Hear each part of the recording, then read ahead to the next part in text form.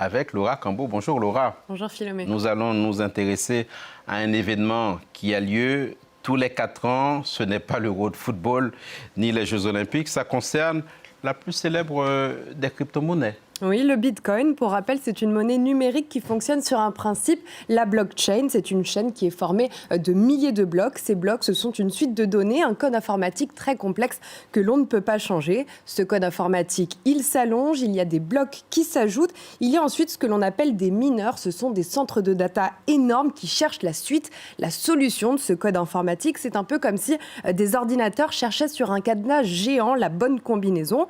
Quand un bloc est validé, les mineurs, les propriétaires de ces ordinateurs sont rémunérés pour avoir trouvé ce bloc. Ils touchent ensuite des bitcoins. Seulement, on ne peut pas créer infiniment du bitcoin. Leur nombre est limité. Oui, ça fait partie de l'ADN de cette crypto-monnaie qui a été lancée en 2009. Il y en aura au total 21 millions. Vous le voyez, aujourd'hui, on est à 19,6 millions. De moins en moins de bitcoins sont donc créés et c'est donc là qu'arrive ce jour si spécial, le Halving Day. Les mineurs cherchent des codes, des blocs et tous les 210 000 blocs, le nombre de bitcoins émis est divisé par 2. C'est ce qu'on appelle le halving. Étant donné que les ordinateurs mettent à peu près 10 minutes à trouver un bloc, 10 minutes fois 210 000 blocs, comptez, c'est comme ça qu'on arrive à 4 ans. Et le prochain Halving Day, il aura lieu samedi. On calcule que comme il n'y aura que 21 millions de bitcoins émis, avec un halving tous les 4 ans, tous les bitcoins auront été émis en 2140. Tout cela, évidemment, n'est pas très complexe, Laura Cambo. Plus sérieusement, qu'est-ce que ça change, cette division par 2 de l'émission de bitcoin? Donc, tous les 4 ans, tous les 210 000 blocs, le nombre de bitcoins émis est divisé par 2. La part de bitcoin qui est donnée aux ordinateurs récompensés pour chercher les codes est aussi divisée par 2. Vous le voyez, en 2009, les ordinateurs qui trouvaient un bloc de code informatique gagnaient 50 bitcoins. Aujourd'hui, on est à un peu plus de 6 bitcoins. Et à partir du Halving Day, ce samedi, donc division par 2, plus que 3. En fait, le bitcoin organise sa propre rareté sur le marché de l'offre et de la demande. Écoutez ce que nous explique Alexandre Roubaud, c'est le PDG de Bitstack, une application qui permet d'investir dans le bitcoin. La réduction de l'offre peut entraîner une pression à la hausse sur le prix du bitcoin.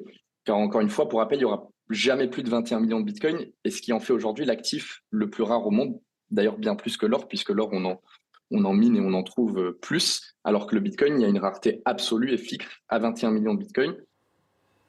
Une conséquence, Laura Cambo, de cette rareté du bitcoin, c'est que les particuliers pourraient en profiter pour en racheter. Oui, et c'est pour ça que dans les mois suivant ce halving, le cours du bitcoin pourrait exploser. C'est d'ailleurs ce qu'il s'est passé lors des précédents halvings. Écoutez Alexandre Roubaud.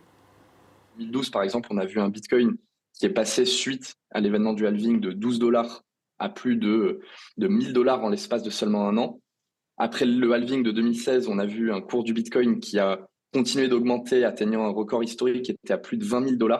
En 2020, on a vu aussi une forte hausse avec un nouveau record historique qui était plus de 60 000 $, encore une fois un peu plus d'un an après le halving. Et donc, il y a une forte attente du marché sur l'impact que ce nouveau halving, ce 20 avril 2024, pourrait avoir sur le prix du bitcoin. Alors aujourd'hui, un bitcoin, c'est près de 58 000 €. La valeur totale du marché est énorme, 1140 milliards d'euros. Le public, il est toujours plus important grâce à la démocratisation des applications, notamment qui permettent d'acheter du bitcoin. Selon une étude, 6,5 millions de Français possèdent aujourd'hui des cryptoactifs, dont le fameux bitcoin. Ça représente quand même 12% de la population et ce phénomène, il est visible partout sur la planète. C'est pour ça que le Halving Day est devenu un véritable événement. Merci beaucoup, Laura Cambo. Grâce à vous, on comprend absolument tout du Halving Day et du Bitcoin. Merci beaucoup. Tout à fait autre chose maintenant, c'est la